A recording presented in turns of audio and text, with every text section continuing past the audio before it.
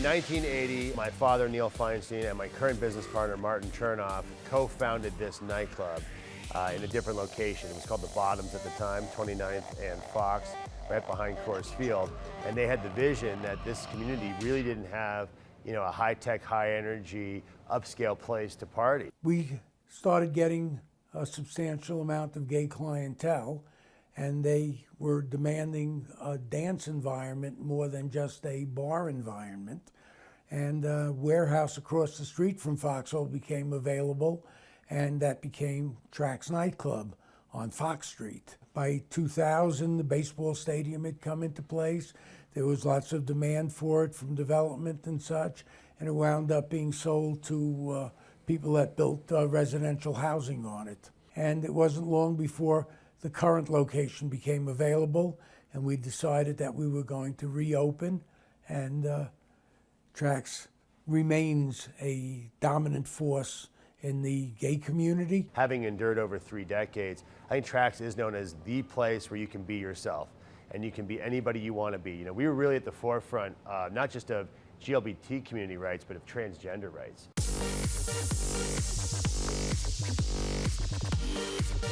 It's been my home since I was 18 and came out to my first gay club, which was here, and I've never wanted to leave ever since. I remember going to Trax before I started drag just as an 18-year-old at the club, and even then it's felt like the only safe space in the community for an individual like me that's not out to anybody, that I could go and be myself and not have to worry about that. Because you could go to some bars and not really feel comfortable and have to maybe worry if something might happen, or especially if you're a drag queen. The beginning was a little hard being a transsexual and then a drag queen together, so in Latino.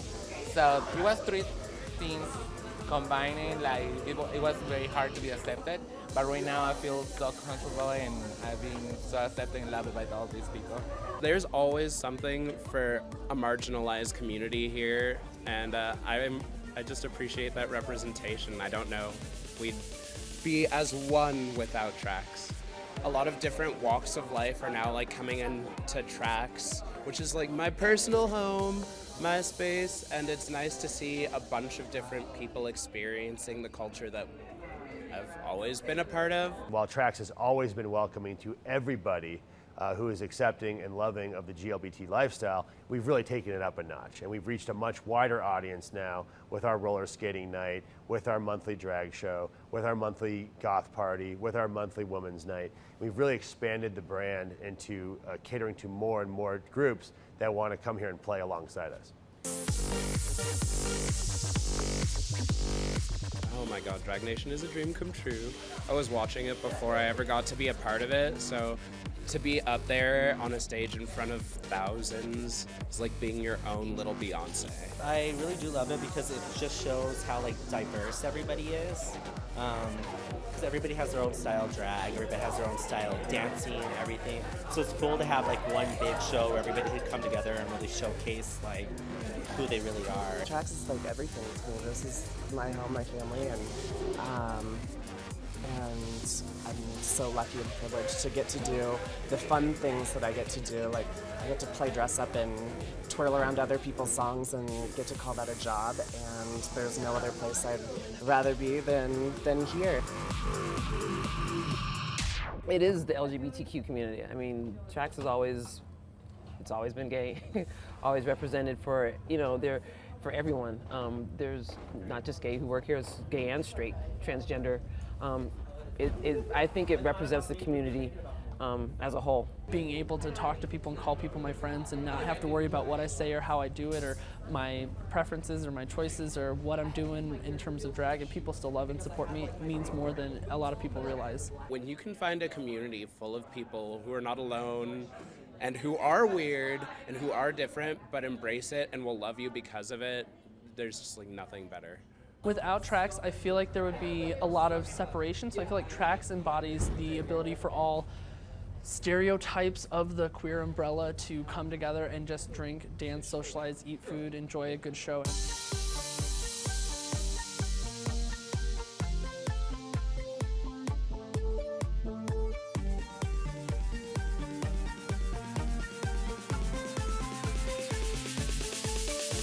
people have come up to me and said things like, Marty, you don't know who I am, but you saved my life. Makes me feel really good. I've heard that numbers of times. It was a safe haven. It was a place where people who were rejected by their family, rejected by their friends and such, had a place to come. They had a family. And I've heard people use the phrase, it's good to be home again, as though this had replaced the home that they grew up in and had now become their home. When Trax opened in 1980, there was actually a sign on the door that said that this place is for those who are members of the GLBT community, their friends, their allies, and those who are accepting of our lifestyle. Well, that word acceptance is so important because typically, a lot of people use a word like, well, we tolerate the lifestyle. Well, tolerate is a very condescending word. We use acceptance. Acceptance is a very uplifting word. It's a very positive word. And that's something that has been a mantra here for over 36 years, and that's not going to change.